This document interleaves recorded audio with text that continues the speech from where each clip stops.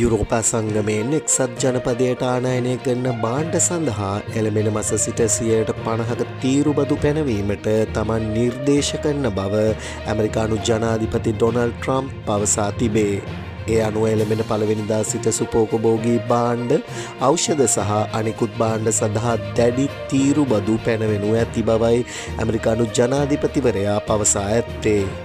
සිය truth social ගිණුමේ සටහනක් තබමින් ඇමරිකානු ජනාධිපතිවරයා පවසා ඇත්තේ යුරෝපා සංගමය පිහිටවා ඇත්තේ වෙළඳාම සම්බන්ධයෙන් එක්සත් ජනපදයෙන් වාසි ලබා ගැනීම සඳහා වන බවය. එමෙන්ම ඇමරිකාවේ නිෂ්පාදනය නොකරන iPhone සඳහා 25% ආනයන බද්දක්ද පැනවීමට ඇමරිකානු ජනාධිපතිවරයා කටයුතු කර තිබේ. එමගින් ඩොනල්ඩ් ට්‍රම්ප් පවසා ඇත්තේ ඇමරිකා එක්සත් ජනපදයේ විකුණනු ලබන iPhone ඉන්දියාවේ හෝ වෙනත් ඕනෑම තැනක නිෂ්පාදනය කිරීම නොව එක්සත් ජනපදයේ නිෂ්පාදනය කරනු ඇතැයි තමන් අපේක්ෂා කරන බවය.